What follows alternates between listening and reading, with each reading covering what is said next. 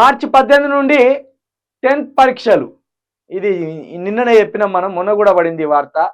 ఇక 36 చోట్ల అవిశ్వాసాలు. ఒక మేయర్, 26 పురపాలికల చైర్మన్లు, 9 మంది వైస్ చైర్మన్లపై నోటీసులు. తెలంగాణలో జవహర్ నగర్ మేయర్ పదవితో పాటు 26 పురపాలక సంఘాల చైర్మన్ల 9 మంది వైస్ చైర్పర్సన్లపై అవిశ్వాస తీర్మానానికి నోటీసులు అందించినట్లు రాష్ట్ర పురపాలక శాఖ శనివారం వెల్లడించింది.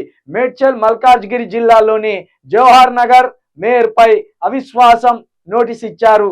ఇల్లందు, హుజూరాబాద్, మంచిర్యాల, నస్పూర్, నర్సాపూర్, ఆర్మూర్ ఇట్లా 26 పురపాలిక సంఘాలకు సంబంధించి చైర్పర్సన్లకు సంబంధించి వైస్ చైర్మన్లకు సంబంధించి మొత్తానికి అవిశ్వాస తీర్మానం అనేది రాష్ట్ర పురపాలక శాఖ ఒక నోటీస్ ఇవ్వడం అయితే జరిగింది.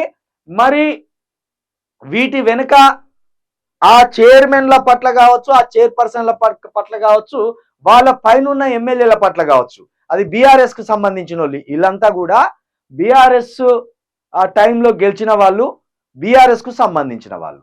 వీళ్ళ మీద ముకుమ్మడిగా ఈ రాష్ట్ర ప్రభుత్వం దాడి చేయనుందా, లేకపోతే వీళ్ళను ఇప్పుడు మల్కాజ్గిరి, మేడ్చల్, మల్లారెడ్డి వాళ్ళ అల్లుడు, అదేవిధంగా రాజశేఖర్ రెడ్డి ఇద్దరు ఎమ్మెల్యేలు, ఒకరు మల్కాజ్గిరికి ఎమ్మెల్యే, మేడ్చల్కు మల్లారెడ్డి ఎమ్మెల్యే.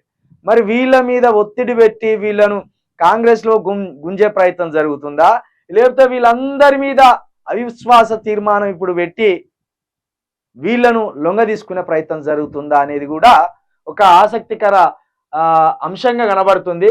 మొత్తానికైతే రేవంత్ రెడ్డి ఏదో సైలెంట్గా కనబడుతున్నట్టు అనుకోకండి. రేవంత్ రెడ్డి చేసే పనులు చాలా పెద్దగా ఉన్నాయి. సామాన్య జనాలకు అంతు చిక్కని వ్యూహంతో ఆయన ముందుకు పోతాడు.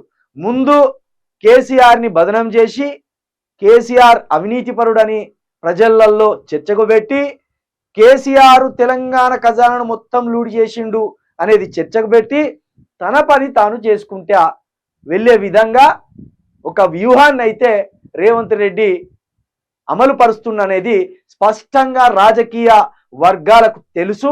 సామాన్యులకు అందని స్థాయిలో ఆ రాజకీయాన్ని చేయబోతున్నాడు. అందులో భాగంగానే ఈ 36 చోట్ల అవిశ్వాస తీర్మానాలు కూడా అందులోకే వస్తాయి.